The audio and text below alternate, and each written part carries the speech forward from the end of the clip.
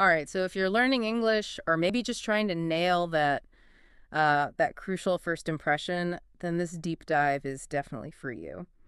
Today, we're really tearing apart the basic building blocks of how you introduce yourself in English. Yeah, and it's interesting. The sources we looked at don't just call it a basic skill. They actually label it one of the first and most important high leverage skills you pick up. High leverage, I like that, because getting it right early on just smooths out so many future interactions, doesn't it? Absolutely. It sounds, deceptively simple, but nailing it builds so much confidence.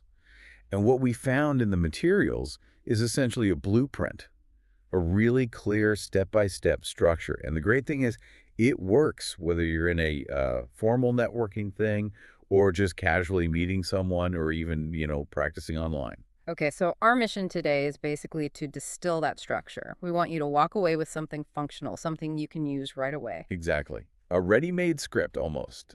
Functionality is key here. We're moving past just like textbook lists and focusing on how it actually works in conversation. We want to give you a model you can adapt and apply instantly. So, where do we start? The absolute core, I guess. The very beginning. The greeting and the name Yeah. seems obvious, but it sets the whole tone. Right. If you stumble there, it's kind of an uphill battle, isn't it? Totally. So the framework we analyzed gives two really solid options, depending on, how formal you need to be. Let's break those down. Option one is the polite, more structured approach, the one for maybe meeting someone senior or in a professional setting. That's the one. It's the full package. Hello, my name is a name. Nice to meet you. Simple, clear, polite. Can't really go wrong with that. Covers all the bases. Exactly. It's gracious, standard. Yeah. But the sources also smartly point out that, let's be honest, most English interactions are pretty casual. Yeah, definitely. So they give a shorter version. They do. The concise alternative saves a bit of time, signals you're relaxed. It's just, hi, I'm name. Notice the contraction there, I'm, instead of my name is, already feels a bit friendlier. Right. Less formal structure, shorter. It's often the default, when you're just meeting people socially. Okay, so you've done the name thing. You've maybe shaken hands, virtual or real. What happens next? The conversation has to go somewhere. And it's fascinating how predictable that next step usually is, isn't it? Especially in English-speaking cultures. You've said who you are. The logical next step is... Where you're from. Yeah. Where are you from? It's almost automatic. It's the basic context, right? Where do you fit on the map? Precisely. It establishes that baseline context. Mhm. And generally seen as pretty neutral. Keeps things moving smoothly. But hang on, let's pause there, because I can imagine someone learning the language worrying, is that okay to ask right away? Is it too direct, too personal? That's a really valid point. And it definitely touches on different cultural norms around the world. Okay. But the sources, the experts we looked at, they really emphasize that in most English contexts, where are you from is pretty much understood as a neutral question. So it's not like an interrogation. No, not usually. It's more about finding common ground, a neutral topic to just, keep the conversation going. Think of it like building a little bridge. Okay, that makes sense. It's a conversation starter. And the answer, again, the sources keep it really simple for the learner. Oh, absolutely. No need for a complex geography lesson. You just need one of two structures. Which are? Either I'm from your country or the slight variation, I come from your country. Plug and play, basically. You just slot your country name in it. Exactly. And using one of these simple pre-learned phrases just lowers the mental load, in those first few nerve-wracking seconds. Yeah, frees up your brain to focus on like pronunciation or just listening to the other person rather than scrambling to build a sentence. Right. Focus on how you say it, not just what to say. Okay, so we've got name, greeting, origin. We're building context. What's the next crucial piece? What you do. Yep.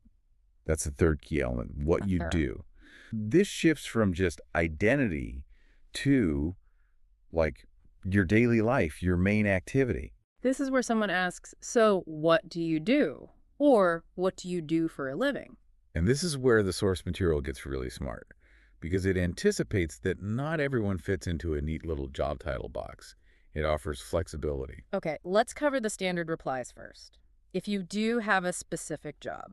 Then the structure is clean, it's direct, But crucially, you usually need that little word, a or an, the indefinite article. Right. So I'm a teacher or I work as an engineer. And they also include that useful phrase like, I work in a bank, which is handy if you want to give the general field without getting too specific about your exact role, maybe for privacy or simplicity. That's a good social tip. But what about people who aren't in traditional jobs?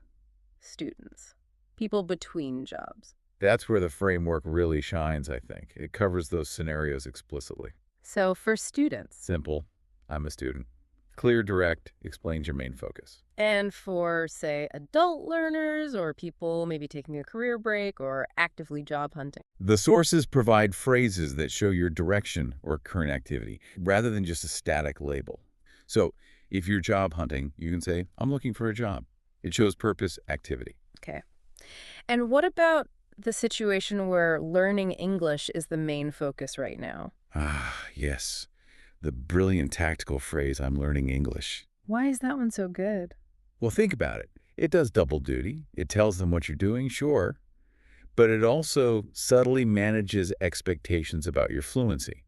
It explains why you might pause or search for a word or maybe make a small mistake. Oh, that's clever. It kind of buys you a bit of grace. Exactly. It humanizes the whole process and encourages a bit of patience from the other person, all in one super efficient sentence. It's great conversational leverage. Fantastic. Okay, so we've got who you are, where you're from, what you do, or your main activity. Now, we get to the part that makes it less like an interrogation and more like a real connection. Part 4. Hobbies and interests. Yes. And the reason the sources include this is really clear. It's not just filler. It's explicitly there to make the introduction more interesting. Makes sense. It adds personality. And maybe even more importantly, it provides a hook, something for the other person to grab onto to keep the conversation going. So how do you phrase that? The sources gave some good examples, didn't they? Yeah, some nice simple structures. You can use the basic preference verb. I like reading. Super easy for learners. Or if it's something you're really into. You just dial up the verb intensity. I love watching movies. That little change adds energy without adding grammatical complexity. And then there was that slightly different structure using free time. Right, the activity phrase. In my free time, I play football. Or I spend my weekends hiking. That works for almost any hobby and gives a little snapshot of your life. What's key here, though, is maybe adding a little bit of detail, isn't it? Or absolutely. That's the difference between a dead end and an open door in conversation. If you just say, I like music, well, okay, nice fact. Yeah. Where does the other person go with that? Right. It's a closed statement. But if you say, I love listening to jazz, especially old Brazilian stuff, now you've given them something specific. They can ask about artists or say they like jazz too, or ask what Brazilian jazz sounds like. You've provided a specific hook. It shifts from just sharing facts to actually building a potential connection. Exactly. That specificity is what invites follow-up. Okay, so we've assembled all the pieces. Name, origin, activity, interests. Does the source material show how it all fits together? It does. They provide a full synthesis, a complete example showing the flow, putting all 4 blocks together smoothly. Let's hear it. The model introduction. Okay, the example they give is, hello, my name is Dil. I'm from Morocco. I'm an English teacher. I love listening to music and traveling. Nice to meet you. See, that flows perfectly. Greeting, name, origin, job, couple of interests, polite closing, ticks all the boxes. And it sounds natural, doesn't it? It goes from the general hello through the essential context right into something personal and memorable. The whole package, really. Optimized. Optimized for practice and, crucially, for making that connection. Which brings us neatly to the final vital step. Moving all this from just knowing it, from theory, into actually doing it confidently in the real world. This is the actionable knowledge part, the tips for practice. Arguably the most important section for you, the listener. Definitely. We've laid out the map, but you need the vehicle. Confidence doesn't just happen, you build it. So how do the sources suggest building that confidence? What are the practical steps? They outline 3 specific, very practical methods. It's about building that muscle memory. Okay, method 1. Writing. Simple first step. Write out your own personalized intro using this structure. Name, origin, job activity, a hobby or two. Keep it short, keep it clear. Why writing first? It helps solidify the structure in your mind. Seeing it on the page locks it in differently than just thinking about it. It forces you to choose your specific words. Makes sense. But writing isn't speaking, so step 2 must be. Repetition. You've got to practice speaking it out loud every day, if possible. This is how you transfer it from the page, from your visual memory into your vocal cords, your auditory memory. Make it automatic. And we're not just talking about, like, mumbling it, right? No, ideally, rehearse it. Maybe even try to mimic the rhythm or intonation of a native speaker you like listening to. Aim for smoothness, like it's almost one thought. The more automatic it feels, the less chance you'll freeze up when you actually need it. Exactly. Reduce the panic factor. And then there's the third step, which is all about refinement. Which is, Auditing. Record yourself. Use your phone, whatever. Record yourself saying your introduction, and then, this is key, listen back critically. ooh, that can be tough. Hearing your own voice. It can be, but it's incredibly useful. Compare how you sound to maybe that native speaker model you chose. What are you listening for?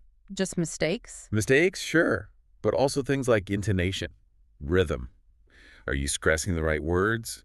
Does it sound flat or engaging? Learning to hear your own pronunciation patterns, the good and the bad, is a huge step. So write it, repeat it, record and review it. Those 3 steps build the confidence. Iteratively, yeah. Yeah. The sources are really clear on this. The more you practice these steps, the easier it gets, the more confident you become. It's a direct link. Okay, so just to recap this deep dive, we looked at the core building blocks for that English self-introduction. We found basically 5 key segments from the sources. Right. 1. Name and greeting setting the right initial tone. 2, your origin, that quick context of where you're from. 3. Your job or primary activity explaining what you generally do. 4, hobbies and interests, adding personality and that crucial conversational hook. And 5. Those vital practice tips. Write, repeat, audit to build real fluency and confidence. A really solid, actionable framework. Definitely. And since that structure is presented as being perfect for practicing, if you're especially online, with new people, here's something to think about, a final thought. Okay, let's hear it. If that hobby section part 4 is really meant to encourage connection and follow-up questions, how could you deliberately phrase your interest? Let's say you like cooking or reading or hiking. How could you phrase it using language that doesn't just state the fact, but almost implies an invitation or an open question? So instead of just I like cooking. Yeah. How could you phrase it to make it almost irresistible for the other person to ask a follow-up? Think about using words that suggest sharing or learning more or doing it together. How can you turn that simple statement of interest into an active prompt for more conversation? Something to chew on,